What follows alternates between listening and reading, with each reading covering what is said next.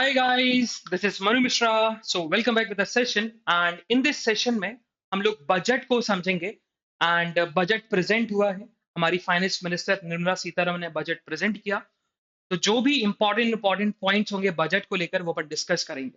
But before we start the budget session, थोड़े से अपन budget को लेकर चीजें समझ लेते हैं कि इस बजट में जो बजट प्रेजेंट किया गया by the finance minister Nirmala Sitharaman, इसमें कुछ यूनिक चीज थी कि नहीं थी.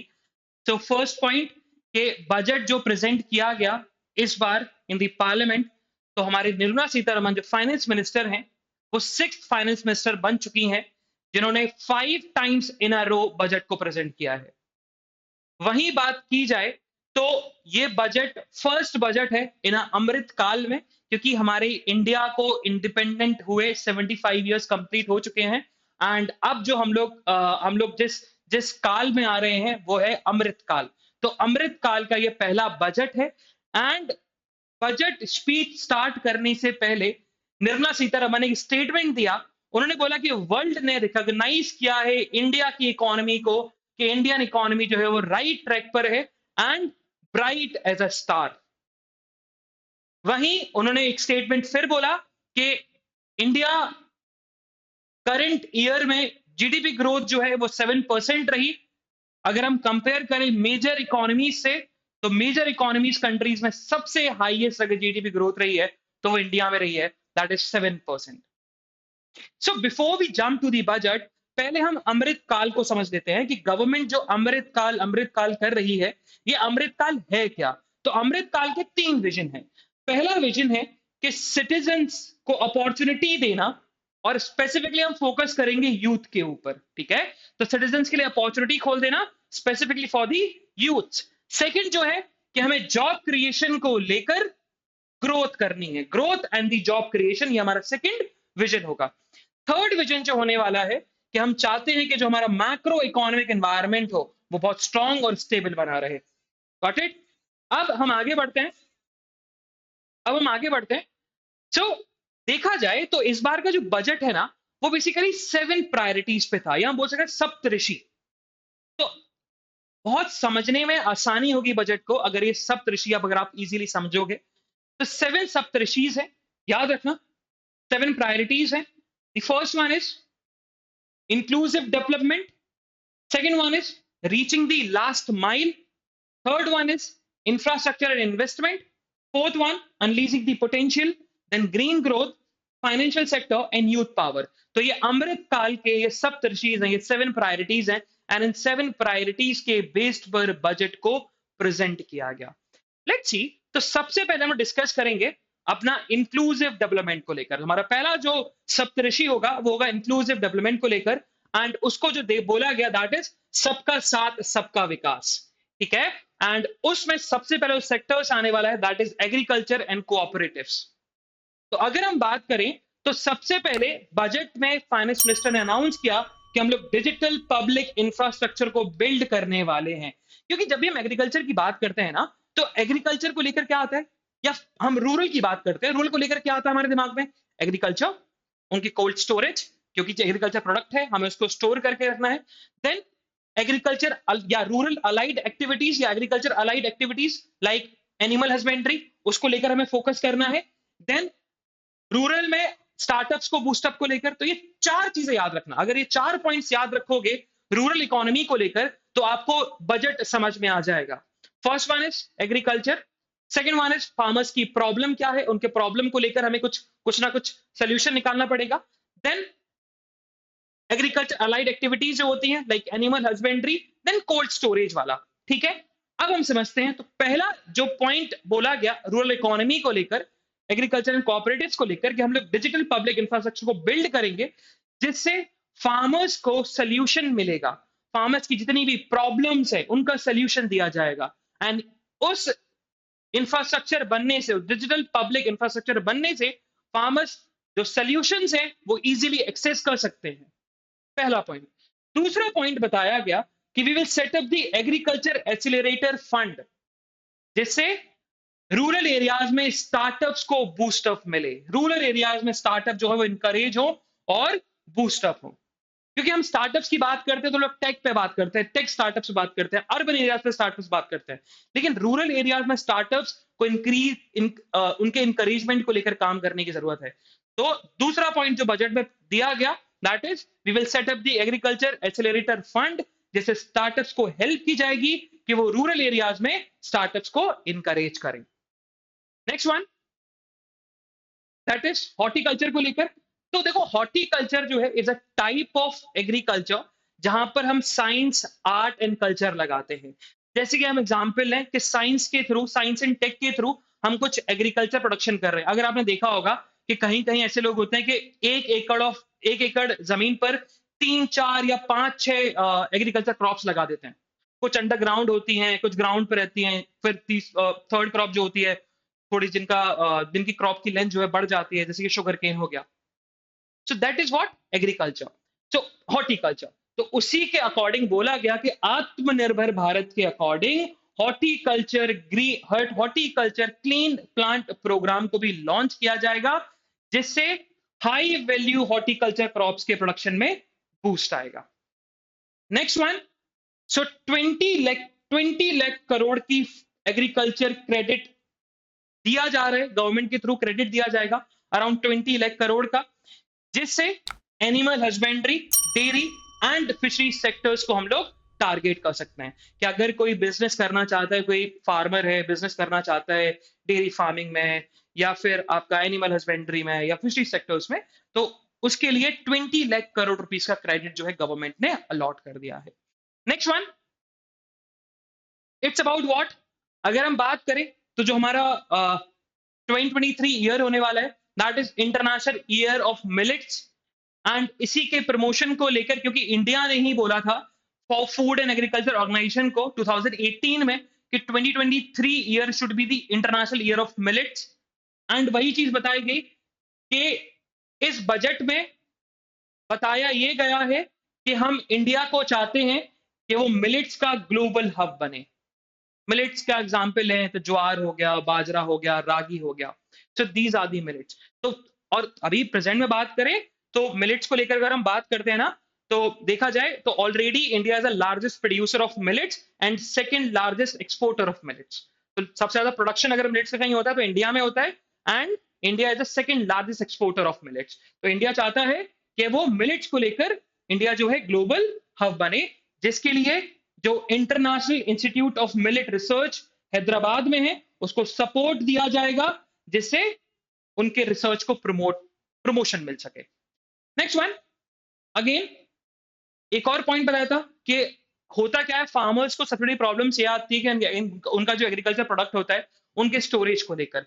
इसीलिए बताया यही गया कि will enhance the farmers remuneration by enabling sale at appropriate times. तो पहला तो यही टारगेट होगा कि फार्मर्स का जो एग्रीकल्चर प्रोडक्ट है वो बहुत कम टाइम में बिक जाए, जिससे उनकी इनकम पे फर्क ना पड़े, उनके जो एग्रीकल्चर प्रोडक्ट है उसकी वैल्यू डिक्रीज ना हो। और अगर ऐसा नहीं होता है या फिर कभी कभी प्रॉब्लम्स आती हैं, तो कोल्ड स्टोरेज मतलब वेयर हाउसेस को सेटअप किया जाएगा। देन यहाँ पर फिर ग्राफ दिया गया है एंड दैट शोज कि गवर्नमेंट ने, अगर हम कंपेयर करें फिस्कल ईयर 2015, 16, 17, 18, 19, 20 एंड 21, 22 को, तो देखा जाए गवर्नमेंट ने एग्रीकल्चर सेक्टर्स में क्रेडिट जो है देती जा रही है।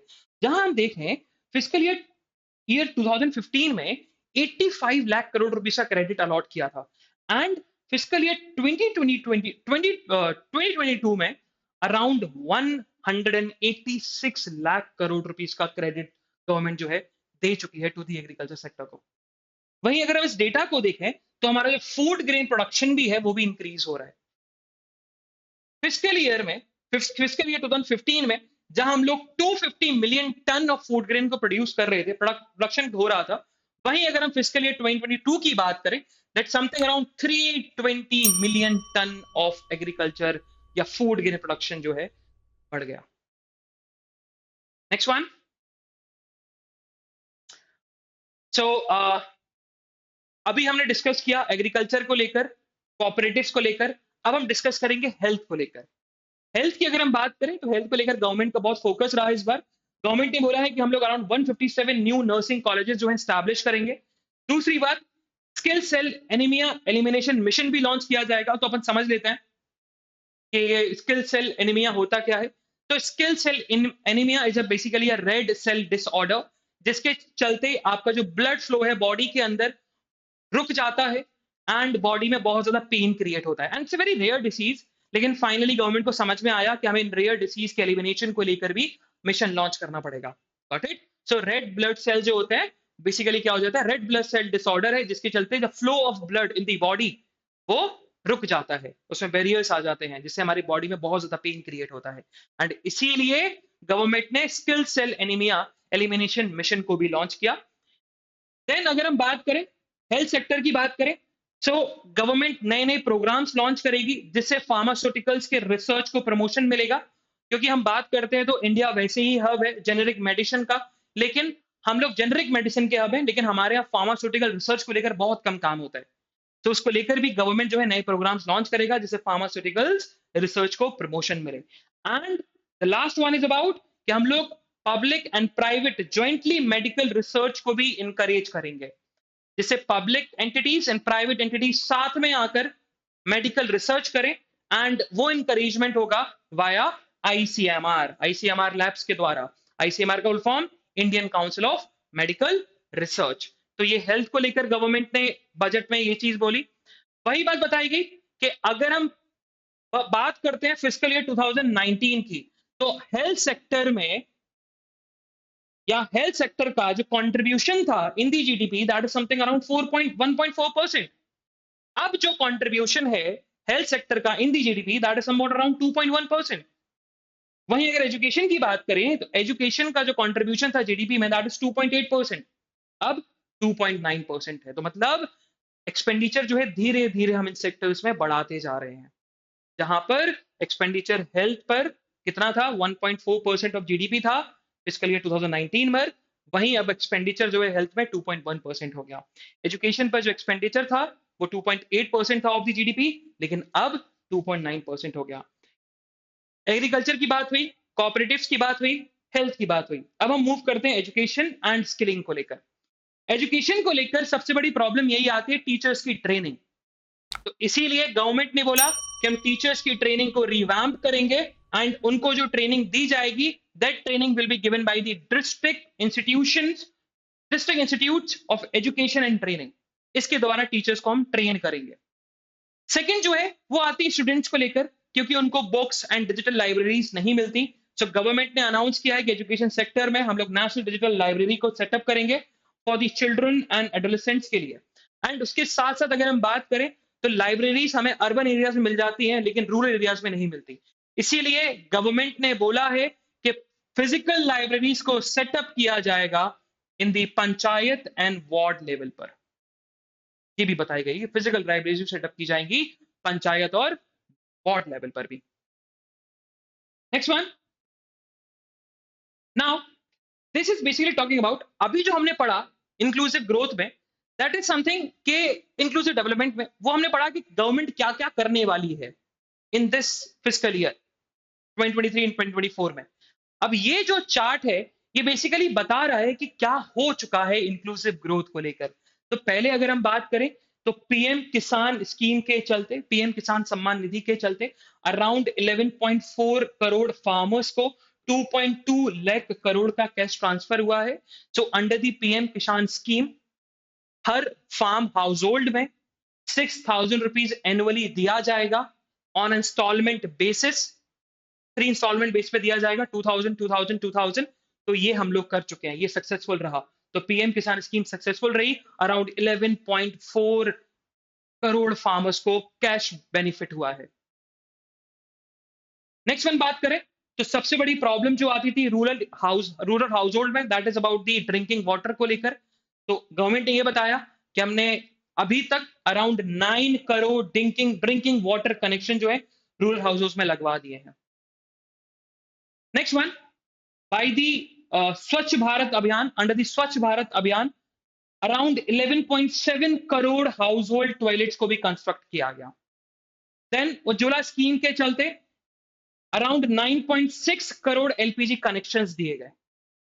वहीं बात की जाए तो कोविड 19 में 220 करोड़ कोविड वैक्सीन जो है वो लगाई गई टू दी 102 करोड़ पर्संस को।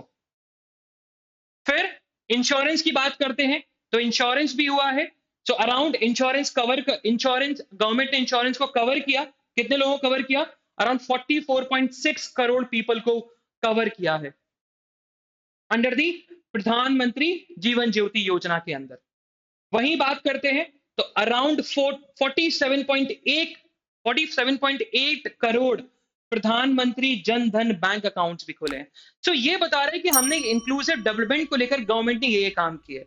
पहला पीएम किसान को लेकर, फार्मर्स को लेकर बताया कि हमने कैश बेनिफिट दिया है, कैश ट्रांसफर किया उनको। सेकंड हमने देखा कि रूरल हाउस होल्ड में हमने ड्रिंकिंग वाटर टैप्स लगाए, कनेक्टिविटी दी है। थर्ड हमने पढ़ा कि हमने अंडर दी स्वच्छ भारत मिशन के under what happened, 11.7 crore house hold में टॉयलेट्स को कंस्ट्रक्ट किया। उज्ज्वला स्कीम के अंडर अराउंड 1.6 एलपीजी कनेक्शंस दिए। वैक्सीनेशन को बता रहा है कि 220 करोड़ वैक्सीनेशन जो है लगाए गए हैं 102 करोड़ पीपल को। देन ये बता रहे हैं कि अराउंड 47.8 करोड़ बैंक अकाउंट्स खोले हैं, पीएम प्रधानमंत्री जन धन बैंक अकाउंट खोले गए। एंड इंश्योरेंस भी 44.6 करोड़ लोगों को इंश्योरेंस के अंदर कवर किया गया अंडर द प्रधानमंत्री जीवन ज्योति योजना के अंडर। Next one. सो अब ये जो डेटा है, ये data basically main important data तो ये रहा क्योंकि जब कोविड 19 आया था तो कोविड 19 में बहुत सारे ले ऑफ्स हुए एंड हमने ये देखा कि अर्बन एम्प्लॉयमेंट ना बहुत ज्यादा इंक्रीज हो गया था।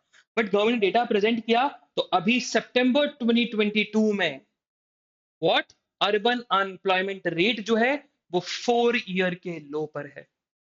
अनएम्प्लॉयमेंट भी बहुत हद तक रिड्यूस हुआ है। Next one. Now next Saptarishi that is reaching the last mile, उसको लेकर भी। तो रीचिंग द लास्ट माइल का मतलब क्या है? होता क्या है कि जब भी हम बात करते हैं बजट की या किसी के बजट में एक्सपेंडिचर की बात करते हैं तो हमारा जो फोकस रहता है वो किस पर रहता है? फार्मर्स पर, रूरल पर, अर्बन एरियाज पर, कोऑपरेटिव्स पर। लेकिन हम लोग ये भूल जाते हैं कि हमारे नेशन में बहुत ज्यादा ट्राइबल लोग हैं, हमारे नेशन में बहुत ज्यादा एंशिएंट डिस्क्रिप्शंस हैं। उनको लेकर गवर्नमेंट क्या कर रही है? तो गवर्नमेंट ने इस बार इन पर भी फोकस किया and reaching the last mile पर यही चीज बताई गई कि अंडर दी प्रधानमंत्री particularly vulnerable tribal group development mission जो है वो लॉन्च किया जाएगा। एक नया मिशन लॉन्च होने वाला है for the particularly vulnerable tribal group को लेकर, और उस मिशन का नाम क्या होगा? PM particularly vulnerable tribal group development mission. Next चीज कि कर्नाटका के बहुत सारा जो रीजन है वो ड्रॉट प्रोन रीजन है, मतलब वहां बहुत ज्यादा सूखा पड़ता है। तो वहां पर हम लोग फाइनेंशियल असिस्टेंस देंगे जिससे सस्टेनेबल माइक्रो इरिगेशन जो है वो लगाया जाए, वहां पर वाटर सप्लाई किया जाए लेकिन सस्टेनेबली। Next one. तो बेसिकली हुआ क्या था कि फॉर दी ट्राइबल्स के लिए, ट्राइबल्स की एजुकेशन के लिए गवर्नमेंट ने स्कूल्स खोले थे। हम स्कूल्स को बोलते हैं एकलव्य मॉडल स्कूल। एंड वही चीज बताई जा रही है कि around 740 Eklavya model residential schools में और टीचर्स को भी रिक्रूट किया जाएगा। More teachers will be recruited in the 740 Eklavya model residential schools. Next one, Bharat Shri. अब हम भारत श्री की बात करें सो भारत श्री बेसिकली अगर हम बात करें तो इंडिया में ना बहुत ज्यादा एंशिएंट इंस्क्रिप्शंस हैं। और भारत श्री श्री का जो फुल फॉर्म है वो क्या है? It's basically shared respiratory of inscription. ठीक है, तो ये याद रखना। तो भारत श्री पोर्टल बनाया जाएगा जहां पर हम लोग एंशिएंट इंस्क्रिप्शन को डिजिटलाइज करेंगे। ठीक है, तो श्री का फुल फॉर्म याद रखिएगा, that is shared respiratory for या ऑफ इंस्क्रिप्शन। Next one. अब हम देखते हैं कि भाई इंफ्रास्ट्रक्चर और इन्वेस्टमेंट को लेकर हम लोग क्या करने वाले हैं, है ना? तो यहाँ पर बहुत लोगों का फोकस रहता है कि भाई क्या इंफ्रा को लेकर गवर्नमेंट ने काम किया, क्योंकि जब भी गवर्नमेंट के एक्सपेंडिचर की बात आती है सो हम लोग से हमारा फोकस जो रहता है कि भाई क्या दिख रहा है, क्योंकि इंफ्रास्ट्रक्चर जो है और इन्वेस्टमेंट है वही ऐसी चीजें दिखती हैं। अगर मैं बोलूं कि जैसे कि भारत श्री था तो भारत श्री यूज नहीं करेंगे, कुछ लोग होंगे अकेडमिशियंस होंगे जो कि एंशिएंट इंस्क्रिप्शन में या स्टूडेंट्स होंगे वो यूज करते हैं, लेकिन आम जनता ज्यादा यूज नहीं करती। आम जनता को ज्यादा फर्क पड़ता है किससे? इंफ्रास्ट्रक्चर से। तो देखते हैं कि इंफ्रास्ट्रक्चर में क्या होगा। सबसे पहले तो ये बताया गया कि बहुत सारे इंसेंटिव्स लाए जा रहे हैं जिससे इन्वेस्टमेंट जो हो बूस्ट हो, स्पेसिफिकली इन दी इंफ्रास्ट्रक्चर में, एंड प्रोडक्शन कैपेसिटी को भी इंक्रीज किया जा रहा है। जिससे क्या होगा, अगर हम लोग ये करेंगे, अगर हम लोग इंफ्रास्ट्रक्चर में इन्वेस्ट करेंगे, तो क्या होने वाला है, हमारा जो ग्रोथ है वो राइज होगा और हमारा एम्प्लॉयमेंट भी इंक्रीज होगा। तो ये इम्पैक्ट पड़ेगा। तो बेसिकली ये बताया जा रहा है कि अगर हम इन्वेस्टमेंट इंफ्रास्ट्रक्चर में अगर हम इन्वेस्ट करते हैं, तो what will happen, growth increase होगी एंड एम्प्लॉयमेंट भी इंक्रीज होगा।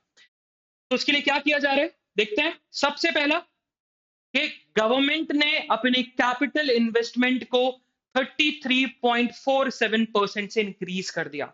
तो गवर्नमेंट जो है वो अराउंड 10 लाख करोड़ का कैपिटल इन्वेस्टमेंट करेगी। ठीक है, पहले अराउंड 7 लाख करोड़ था और उसमें 33.4% का इंक्रीमेंट किया, तो वो 10 लाख करोड़ का कैपिटल इन्वेस्टमेंट होने वाला है। इट मींस कि गवर्नमेंट क्या करेगी, एक्वायर करेगी, फिजिकल एसेट्स को एक्वायर करेगी, जिससे लॉन्गर रन में एम्प्लॉयमेंट जनरेट होगा और रेवेन्यू भी जनरेट होगा।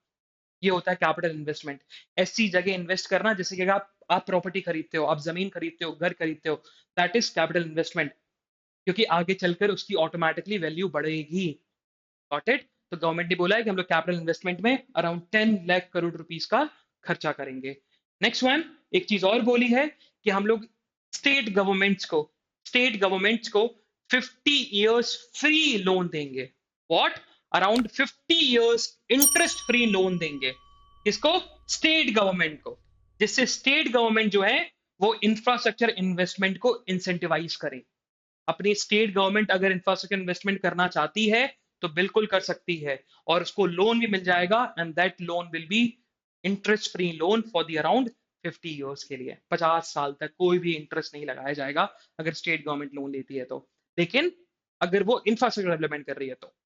नेक्स्ट वन, अभी जो कैपिटल इन्वेस्टमेंट जो कर रहा है गवर्नमेंट, उसमें से 2.4 लाख करोड़ का जो कैपिटल इन्वेस्टमेंट होगा वो रेलवेज में होने वाला है। तो हाईएस्ट सबसे ज्यादा कैपिटल इन्वेस्टमेंट जो होगा वो रेलवे में होगा, अराउंड 2.4 लाख करोड़ का।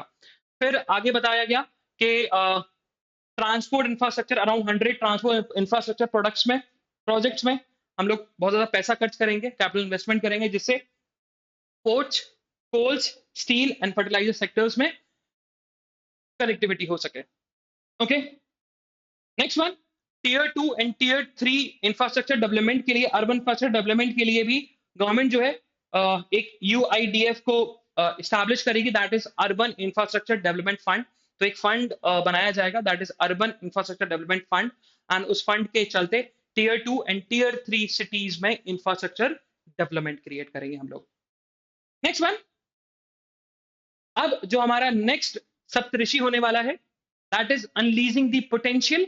तो ये जो है, ये बेसिकली ये सप्तऋषि है, ये बता रहा है कि हमारे पास पोटेंशियल है बट हम उसको यूज नहीं कर रहे। जैसे कि आज हमने आज ही पढ़ा था कि जब हम बात करते हैं तो इंडिया जो है, अराउंड इंडिया ने 15% of the hydro power projects को ही यूटिलाइज किया है।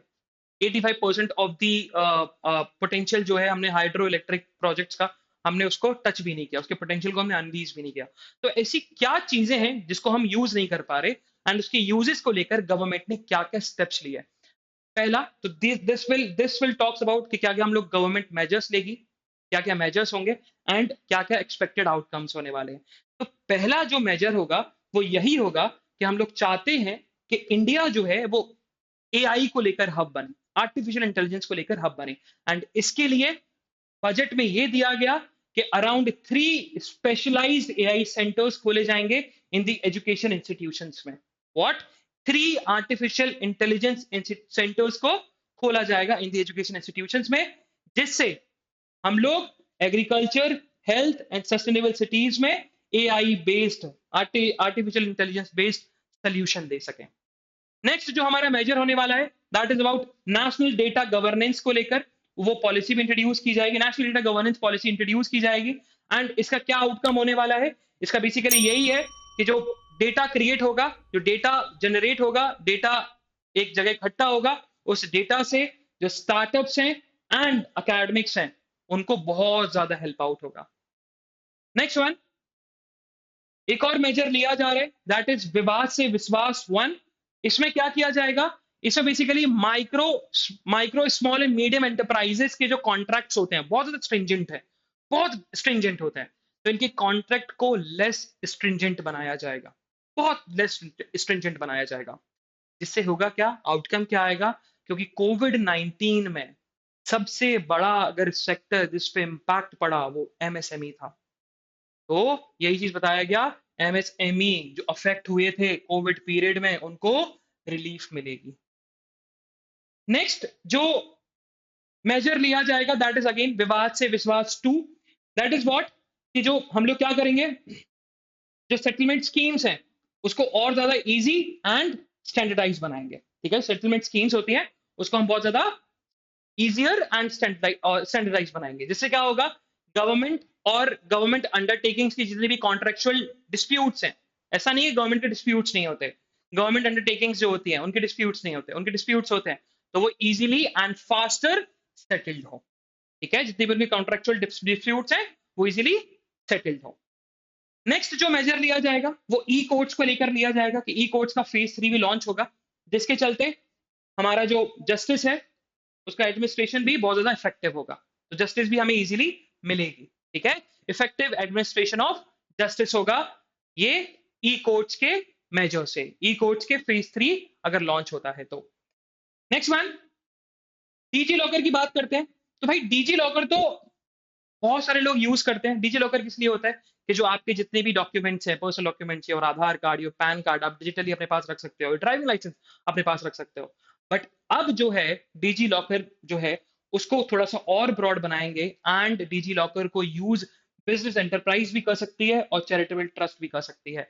जिससे होगा क्या, उनके जो डॉक्यूमेंट्स हैं, उनके जो डॉक्यूमेंट्स हैं वो ऑनलाइन सिक्योर रहेंगे, स्टोर भी होंगे एंड इजीली आप बिजनेस इकोसिस्टम में शेयर भी कर सकते हो। Got it? नेक्स्ट वन, क्या मेजर्स होंगे? सो 5G सर्विसेज को लेकर 100 लैब सेटअप की जा रही है। जिससे होगा क्या, अगेन अगर हम 5G को लेकर लैब सेटअप करेंगे तो आउटकम क्या निकलेगा, इंप्लॉयमेंट, और ज्यादा इंप्लॉयमेंट जनरेट होगा एंड बिजनेस अपॉर्चुनिटीज भी इंक्रीज होंगी। फिर देखते हैं, यस, तो जब हम बात करते हैं ना, आपने बहुत सारे लोगों को देखा होगा डायमंड वॉच पहनते हैं, तो रियल डायमंड नहीं होता, वो बेसिकली आर्टिफिशियली बनाया जाता है डायमंड। सो लैब में बनाया जाता है, उन डायमंड्स को बोलते हैं लैब ग्रोन डायमंड्स, है ना।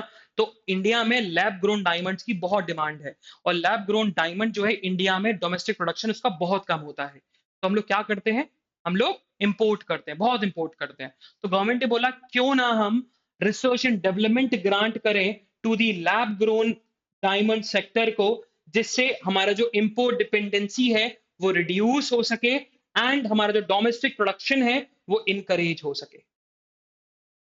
ये चीज बोलेगी, तो दीज आर दी मेजर्स। अब हमारा जो नेक्स्ट पॉइंट होने वाला है, नेक्स्ट सप्तऋषि होने वाला है, दैट इज ग्रीन ग्रोथ को लेकर। क्योंकि अभी सबसे बड़ी प्रॉब्लम यही हमारे दिमाग में आ रही है, या पूरे वर्ल्ड में यही प्रॉब्लम है अबाउट क्लाइमेट चेंज को लेकर एंड आपके आपके climate change and green house gases को लेकर। तो सबसे पहले बताया गया कि ग्रीन क्रेडिट प्रोग्राम होगा, है ना, ग्रीन क्रेडिट प्रोग्राम होगा, जिससे जो कि नोटिफाई किया जाएगा under the environment protection act के अंदर, जिसे सस्टेनेबल एक्शन को इंसेंटिवाइज करेंगे हम लोग। ये चीज होने वाली है। तो पहली चीज क्या होगी, क्रेडिट ग्रीन प्रोग्राम्स, जिसको नोटिफाई करेंगे हम लोग एनवायरमेंट प्रोटेक्शन एक्ट के अंदर, जिससे हम सस्टेनेबल एक्शंस को इंसेंटिवाइज करेंगे। दूसरा जो होने वाला है दैट इज पीएम प्रणाम। तो पीएम प्रणाम स्कीम है, उसको लॉन्च करेंगे एंड अगर हम इसका फुल फॉर्म देखें तो क्या है, प्रधानमंत्री program for restoration, awareness, nourishment and amelioration of mother earth. ठीक है, बाकी परेशान होने की जरूरत नहीं है, फुल फॉर्म थोड़ा डिफिकल्ट अगर लग रहा हो तो यहाँ लिखा हुआ है, रीड हियर। प्रणाम तो है क्या, प्रधानमंत्री program for restoration, awareness, nourishment and amelioration of mother earth. Obviously बात है, ग्रीन किसी ना किसी हमारे हमारे सस्टेनेबल एनवायरमेंट को लेकर बात चल रही होगी, तो उसमें यही चीज बोला गया कि अभी हम लोग क्या करते हैं, अभी फार्मर्स ना बहुत ज्यादा फर्टिलाइजर्स यूज करते हैं और वो फर्टिलाइजर से सॉइल की प्रोडक्टिविटी रिड्यूस हो जाती है। तो पीएम प्रणम लॉन्च किया जाएगा, जिससे स्टेट एंड यूटीज को बोला जाएगा कि भैया आप ऑल्टरनेट फर्टिलाइजर के यूसेस को क्या करो, प्रमोट करो। ठीक है, क्योंकि अभी जो एग्जिस्टिंग हम लोग फर्टिलाइजर्स यूज करते हैं, फार्मर्स यूज करते हैं एग्रीकल्चर फील्ड में, उससे प्रोडक्टिविटी रिड्यूस होती है और दूसरा एग्रीकल्चर प्रोडक्ट्स भी हार्मफुल हो जाते हैं। तो पीएम प्रणब के जरूर पीएम पीएम प्रणब प्रणाम के थ्रू हम लोग ऑल्टरनेट फर्टिलाइजर्स को यूज करेंगे। Next one, so this is very very important and it's 500 new waste to wealth plant. तो ये जो है ये बेसिकली है क्या, क्योंकि हम जब बात करते हैं ना तो कोई चीज वेस्ट हो जाती है तो हम लोग उसको डंप कर देते हैं, लेकिन that waste can be created and can be created as an asset. वो एसेट की तरह भी काम कर सकता है, एसेट भी क्रिएट हो सकता है। और उसी के लिए गोवर्धन स्कीम को स्टैब्लिश किया जा रहा है। अभी गोवर्धन स्कीम है क्या, गोवर्धन स्कीम का मतलब क्या है, ये लिखा हुआ है, फुल फॉर्म आप यहां पढ़ सकते हो, that is galvanizing organic bio agro resource Dhan. ठीक है, what is Gobar, that is galvanizing organic bio agro resource Dhan. And ये स्कीम लॉन्च होगी जिससे हम लोग सर्कुलर इकोनॉमी को प्रमोट कर सकते हैं। सर्कुलर इकोनॉमी को हम प्रमोट करेंगे। अभी सर्कुलर इकोनॉमी क्या होती है, अगर मैंने कोई चीज यूज करी और वो यूज आने के बाद खत्म हो जाएगी, वेस्ट हो जाएगी, लेकिन मैं फिर से उसको रिसाइकिल करूंगा और वापस से ये हमारी इकोनॉमी में आ गया। सर्कुलर इकोनॉमी भी बूस्टअप होगी अंडर दी गोवर्धन स्कीम। ठीक है, नेक्स्ट वन, तो हम लोग सस्टेनेबल इकोसिस्टम डेवलपमेंट को लेकर भी काम कर रहे हैं। That is MISHTI to be taken up for the mangrove plantation along the coast line. So what happen, हमारे हमारे नेशन में ना बहुत ज्यादा, हमारे हमारे नेशन इंडिया की बात करते हैं तो मैनग्रोव फॉरेस्ट बहुत ज्यादा है, और मैनग्रोव फॉरेस्ट देखा जाए वहां डिफॉरेस्टेशन बहुत ज्यादा बढ़ रहा है। तो हमें मैनग्रोव प्लांटेशन करनी है। और ये जो है आपका मिस्टी, मिस्टी का फुल फॉर्म क्या है, that is mangrove initiative for shoreline habitats and tangible incomes. इसके अकॉर्डिंग, इस मिस्टी के अकॉर्डिंग क्या किया जाएगा, हम लोग मैनग्रोव प्लांटेशन करेंगे अलोंग दी कोस्टल लाइन, जिससे environment friendly and sustainable environment जो है वो क्रिएट होगा। और अदर इनिशिएटिव्स भी हैं ग्रीन इकोसिस्टम में, जैसे कि पहला, around 10,000 bio input resource centres खोले जाएंगे, जिससे फार्मर्स को फैसिलिटेट होगा, जिससे वो नेचुरल फार्मिंग को अडॉप्ट कर सके, मतलब ऑर्गेनिक फार्मिंग को वो अडॉप्ट कर सके। Next one, battery energy storage system को प्रमोट भी किया जाएगा। फिर coastal shipping for energy efficiency transportation को भी प्रमोट करेंगे। एंड लास्ट वन इज कि जो ओल्ड पॉल्यूटिंग व्हीकल्स हैं उनको हम रिप्लेस करेंगे, और लेकिन रिप्लेसमेंट के लिए हमें फंड की जरूरत है, तो फंड भी अलॉट किया जाएगा। Funds to be allocated for the replacing the old polluting vehicles. Moving towards the next one, that is about youth power. तो ये हमारा नेक्स्ट सप्तऋषि है। ये पढ़ते हैं कि भाई यूथ पावर को लेकर गवर्नमेंट क्या कर रही है ना, यूथ के लिए क्या कर रही है। तो ऑब्वियसली बात है, प्रधानमंत्री कौशल विकास योजना 4.0 भी लॉन्च हो गया, एंड इसमें नए नए कोर्सेज को एड ऑन किया जाएगा, like coding, artificial intelligence, robotics and 3D printing. तो ये चीज होने वाली है ना, स्किल डेवलपमेंट को लेकर भी काम कर रहे हैं। दूसरा, टूरिज्म सेक्टर्स को बूस्ट अप करेंगे, जिससे होगा क्या, अराउंड एटलीस्ट 30 डेस्टिनेशंस को सिलेक्ट करेंगे थ्रू आपका चैलेंज मोड, एंड उनको डेवलप किया जाएगा और कंप्लीट पैकेज दिया जाएगा for domestic and foreign tourist के लिए। ठीक है, जिससे टूरिज्म भी हमारा क्या होगा, बूस्ट होगा। दूसरा, third, that is states will be encourage to set up unity malls.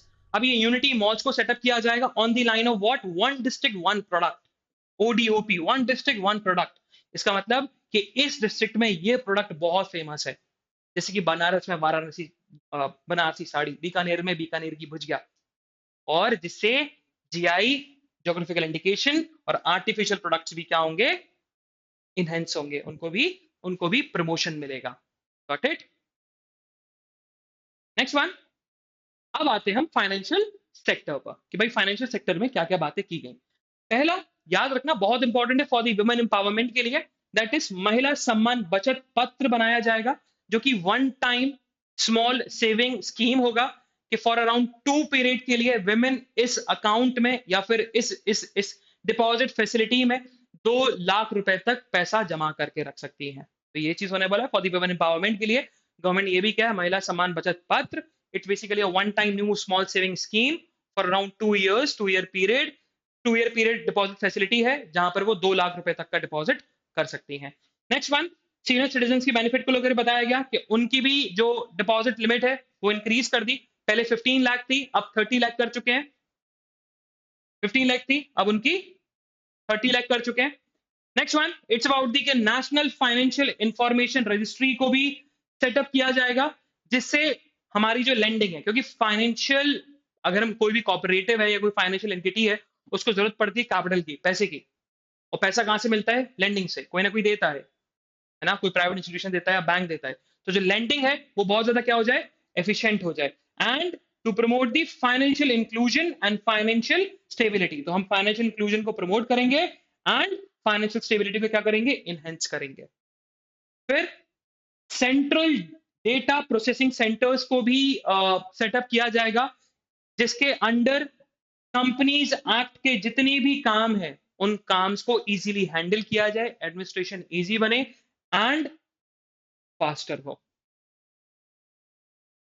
Next one, so MSME sectors के लिए भी हो रहा है। एमएसएमई सेक्टर्स के लिए क्या होगा, क्रेडिट गारंटी स्कीम दिया जाएगा, जिसके अंडर अराउंड एक और चीज जोड़ दी गई है कि एडिशनल आपका कोलेटरल फ्री 2 लाख करोड़ तक का क्रेडिट दिया जा सकता है फॉर दी एमएसएमई सेक्टर्स को। व्हाट, अराउंड 2 लाख करोड़ तक का एडिशनल हो गया अभी। नेक्स्ट वन, अदर इनिशिएटिव्स क्या है? तो ऑब्वियसली बात है, गिफ्ट सिटी जो बन रही है ना, Gujarat infrastructure financial and technical city Gujarat में, तो वहां पर इनिशिएटिव्स लिए जाएंगे जिससे बिजनेस एक्टिविटीज को प्रमोट किया जाए। Next one, it's about what, कि गवर्नमेंट चाहती है कि फाइनेंशियल नॉलेज बहुत ज्यादा बढ़े, सिक्योरिटी मार्केट्स में लोग ज्यादा इन्वॉल्व हो, और उसके लिए ट्रेन्ड प्रोफेशनल जो है उनको और ज्यादा क्रिएट किया जाएगा। Will create more train professionals in the security markets and government उनको एजुकेशनल सर्टिफिकेट देगी, एजुकेशनल सर्टिफिकेट अवार्ड देगी। नेक्स्ट वन, फिस्कल मैनेजमेंट को लेकर हम बात करें तो ये चीज हमने ऑलरेडी डिस्कस कर ली है कि भाई स्टेट को ना 50 इयर्स इंटरेस्ट फ्री लोन दिया जाएगा, ये डिस्कस हो चुका है। नेक्स्ट वन ये है कि फिस्कल मैनेजमेंट को लेकर गवर्नमेंट ने ये बोला है कि भाई फिस्कल डेफिसिट, अब फिस्कल डेफिसिट समझो क्या होता है। तो फिस्कल डेफिसिट का मतलब ये है कि एक दो वर्ड आते हैं, एक होता है एक्सपेंडिचर, एक वर्ड होता है रेवेन्यू।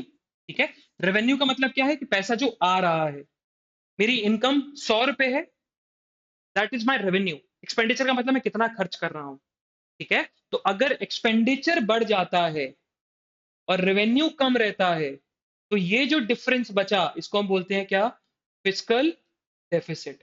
अगर उल्टा हो जाए, एक्सपेंडिचर कम हो रेवेन्यू ज्यादा हो, तो फिर हम उसको बोलते हैं फिस्कल सरप्लस।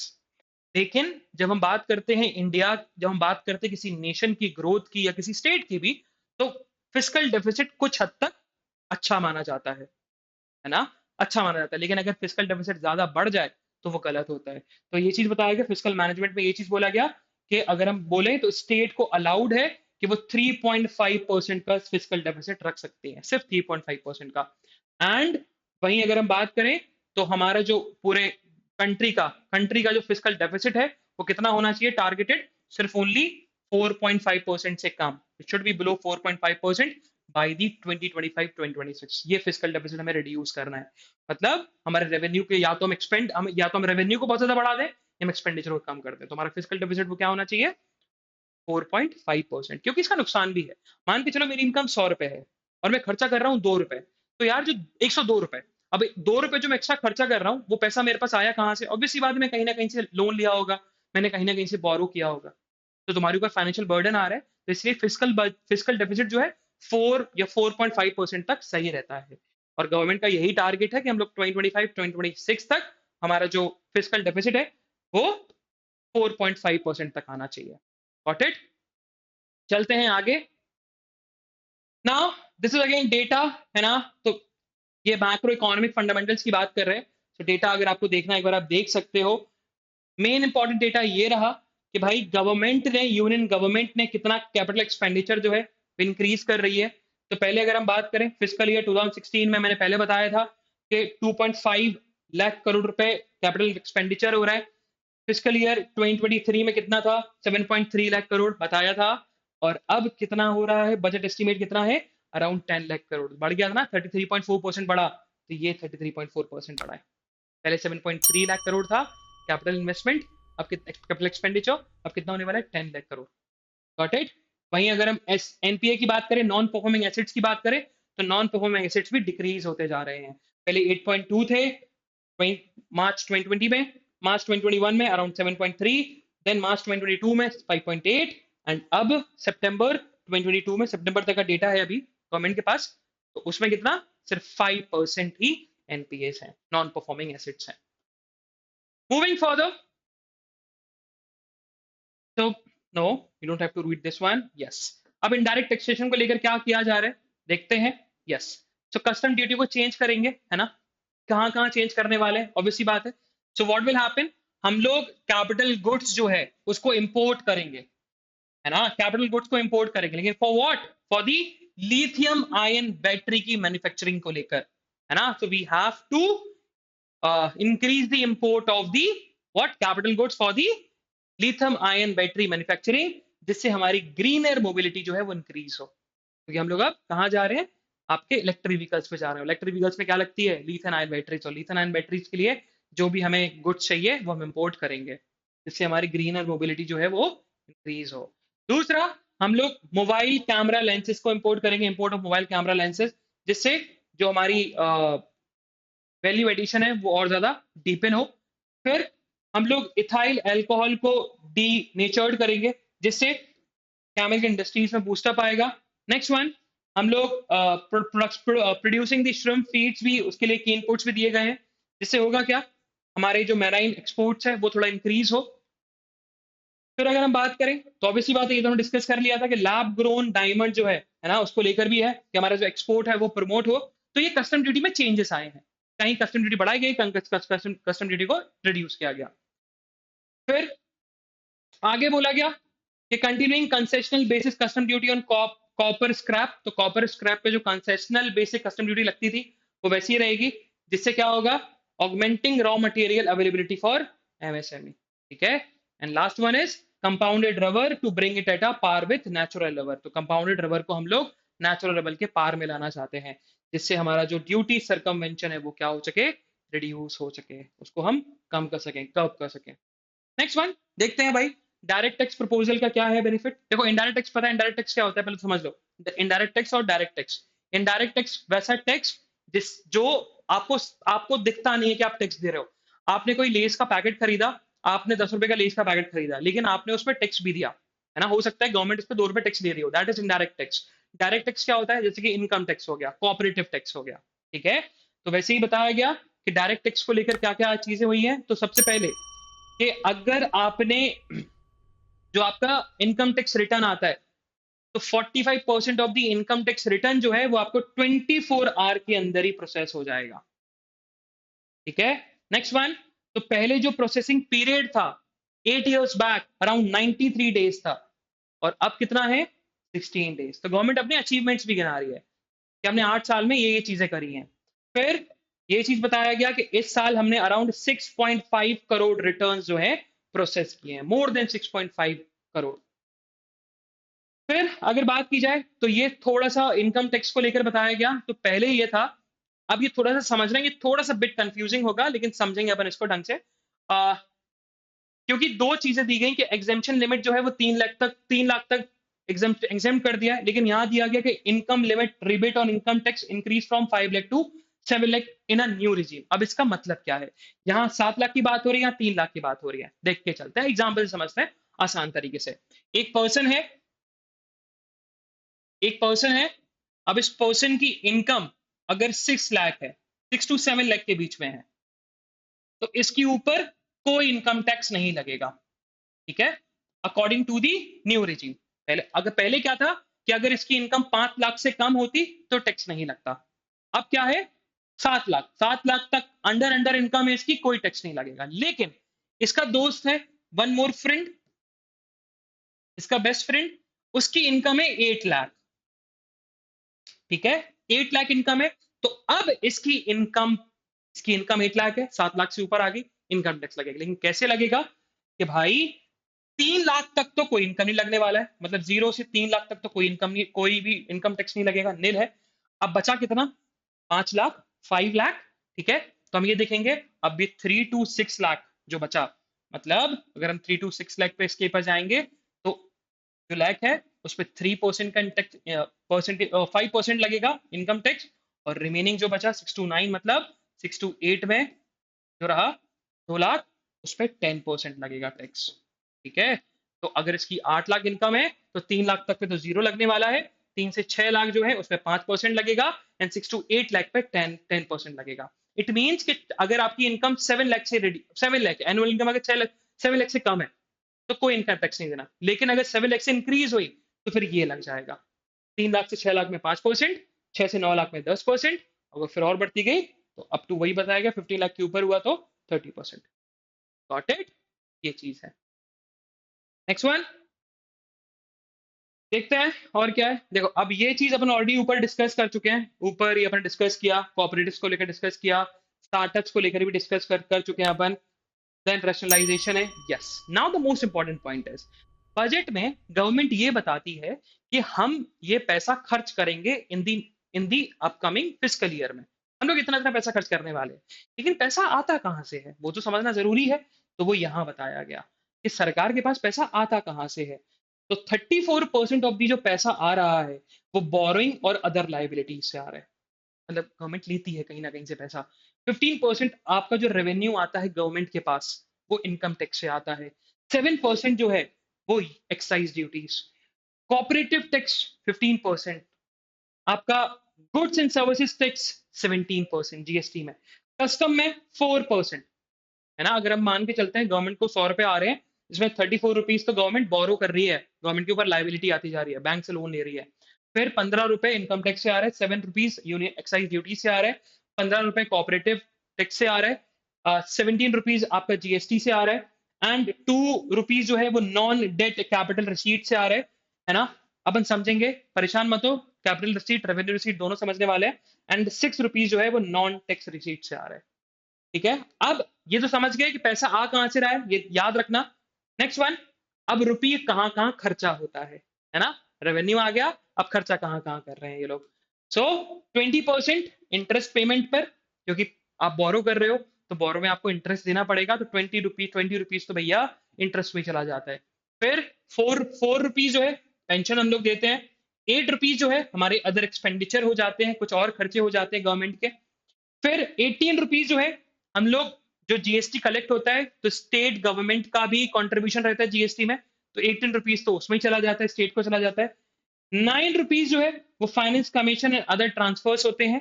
आपका 17 रुपीज जो है वो सेंट्रल सेक्टर स्कीम्स जो होती हैं उसमें कंट्रीब्यूट होता है। 8 रुपीज डिफेंस में जाता है, 7 रुपीज सब्सिडीज में जाता है, and 9 rupees central sponsored schemes में जाता है।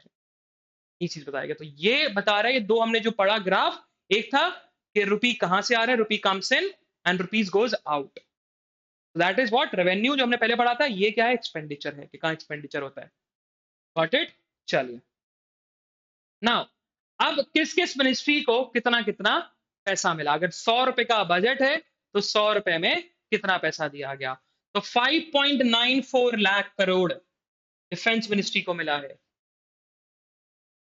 2.7 लाख करोड़ आपके ministry of road transport and highways को मिला है। 2.41 lakh crore ministry of railways को मिला है।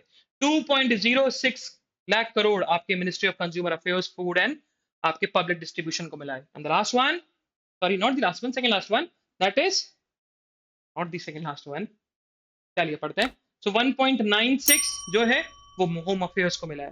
Then 1.78 it's to the ministry of chemicals and fertilisers. 1.60 rural and development ministry. 1.25 agriculture and family welfare. ठीक है, तो मेन अपन को जो पढ़ना है वो ये पढ़ना है कि टॉप 3 कौन कौन से हैं। सो डिफेंस है, आपकी रोड एंड हाईवे मिनिस्ट्री है, ट्रांसपोर्ट मिनिस्ट्री है, इंडियन मिनिस्ट्री ऑफ रेलवेज है, जो याद रखने वाला है। और सबसे लीस्ट किसको मिला, 1.23। लीस्ट का मतलब ये नहीं है, इस लिस्ट में सबसे कम मिनिस्ट्री ऑफ कम्युनिकेशन को दिया गया।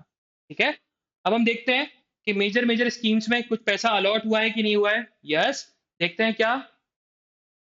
ओके, तो सबसे पहले फार्मास्यूटिकल इंडस्ट्रीज के डेवलपमेंट को लेकर क्या किया गया, तो 2022-2023 बजट में जहां हम लोग 100 लाख करोड़ रुपीस खर्चा कर रहे थे, तो हमने इसमें कितना कर रहे हैं, 1250 करोड़ रुपीस कर रहे हैं, इतना पैसा खर्च हो रहा है, तो इंक्रीमेंट हुआ है।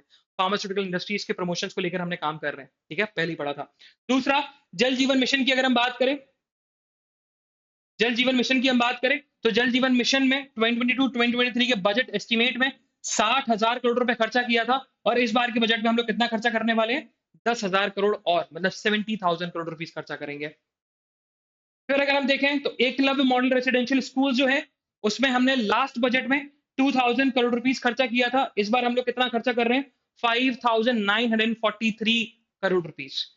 वहीं अगर हम बात करें प्रधानमंत्री आवास योजना में, हमने लास्ट बजट 2022-2023 में हमने 48,000 करोड़ रुपीस खर्चा किया था, और हम लोग खर्चा कितना कर रहे हैं? 79,519 करोड़ रुपीस। Got it? आगे बढ़ते हैं। यस, एक और। यस, फेम में, ठीक है, फेम को लेकर मतलब faster option and manufacturing of EVs में, जहां हमने लास्ट बजट में 2908 करोड़ रुपीस खर्चा किया था, इस बार हम लोग अराउंड 5172 करोड़ रुपीस खर्चा कर रहे हैं। वहीं north eastern special infrastructure development scheme में लास्ट बजट में हमने जहां 1419 करोड़ रुपीस खर्चा किया, अभी हम लोग एक तरीके से देखा जाए अराउंड 1100 करोड़ रुपए इंक्रीज कर दिया, that is around 2491 crore rupees हम लोग खर्चा कर रहे हैं। ठीक है, तो ये बताया जा रहा है।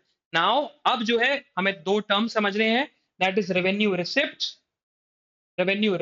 And capital receipt. ठीक है, तो देखो रिसीट्स का मतलब ये होता है पैसा आना, और यहाँ अपन गवर्नमेंट के पर्सपेक्टिव समझेंगे। ठीक है, तो रिसीट्स का मतलब पैसा आना, रेवेन्यू रिसीट्स का मतलब गवर्नमेंट को पैसा मिल रहा है, लेकिन जो पैसा मिल रहा है उसमें गवर्नमेंट के ऊपर कोई लायबिलिटी नहीं आ रही। जैसे कि गवर्नमेंट ने इनकम टैक्स को बढ़ा दिया, तो रेवेन्यू रिसीट्स बढ़ गया, क्योंकि गवर्नमेंट का क्या हुआ? रेवेन्यू बढ़ गया, है ना, गवर्नमेंट को पैसा ज्यादा मिल गया। मान के चलो इनकम टैक्स उन्होंने अभी बढ़ा दिया, ठीक है, 5% था 8% कर दिया। अब इससे होगा क्या? गवर्नमेंट का रेवेन्यू बढ़ गया, गवर्नमेंट का रेवेन्यू रिसीट्स भी इंक्रीज हो रहा है, लेकिन गवर्नमेंट के ऊपर कोई भी लायबिलिटी तो नहीं आई, दैट इज रेवेन्यू रिसीट्स। दूसरा आता है कैपिटल रिसीट्स। कैपिटल रिसीट्स में भी गवर्नमेंट को पैसा तो मिलता है, लेकिन गवर्नमेंट की लायबिलिटी बढ़ जाती है। जैसे गवर्नमेंट ज्यादा बोरो कर ले, अब गवर्नमेंट को पैसे की जरूरत है, तो पहले 100 रुपए लेती थी, अब 200 रुपए लेने लगी, पैसा तो आया लेकिन लायबिलिटी बढ़ गई। दूसरा, गवर्नमेंट के जो एसेट्स थे डिसइन्वेस्टमेंट कर दिया गवर्नमेंट ने, गवर्नमेंट अंडरटेकिंग कोई था, पीएसयू था, उसको डिसइन्वेस्टमेंट कर दिया। तो गवर्नमेंट को पैसा तो मिला, लेकिन गवर्नमेंट का शेयर तो चला गया, लाइबिलिटी। तो समझना, कैपिटल रिसीट्स वो रिसीट्स होते हैं कि गवर्नमेंट को पैसा तो मिलता है, लेकिन गवर्नमेंट के ऊपर लाइबिलिटीज बढ़ जाती हैं। और लाइबिलिटीज कैसे बढ़ती है? या तो गवर्नमेंट डिसइन्वेस्टमेंट करती है, या तो गवर्नमेंट बोरोइंग करती है। रेवेन्यू रिसीट्स की बात करें तो रेवेन्यू रिसीट्स का मतलब गवर्नमेंट को पैसा तो मिलता है, लेकिन गवर्नमेंट के ऊपर कोई लाइबिलिटी नहीं आती। जैसे कि आप कोऑपरेटिव टैक्स बढ़ा दो, आप इनडायरेक्ट टैक्स बढ़ा दो, आप इनकम टैक्स बढ़ा दो, गवर्नमेंट को कोई फर्क नहीं पड़ रहा, लोगों को फर्क पड़ रहा है, लेकिन गवर्नमेंट का रेवेन्यू तो आ रहा है। ठीक है, तो ये डेटा दिया गया अबाउट रेवेन्यू रिसीट्स को लेकर, रेवेन्यू रिसीट्स हमारा इंक्रीज हुआ है, सेम कैपिटल रिसीट्स भी इंक्रीज हुआ है, ऐसा नहीं है। फिर हमने खर्चा कहाँ किया, तो ये बता रहा है रेवेन्यू एक्सपेंडिचर कितना खर्चा हुआ है। ठीक है, ये बता रहा है क्या? इफेक्टिव कैपिटल एक्सपेंडिचर, इफेक्टिवली हमने कितना कैपिटल जो है एक्सपेंडिचर किया है। Got it? चलिए, so this is the analysis of the budget, okay, जो अभी प्रेजेंट किया हमारे फाइनेंस मिनिस्ट्री निर्मला सीतारमन ने। सो हम लोग फिर मिलेंगे with some exciting topic, with some exciting news. तब तक लिए bye bye, have fun and enjoy your day. Bye bye guys.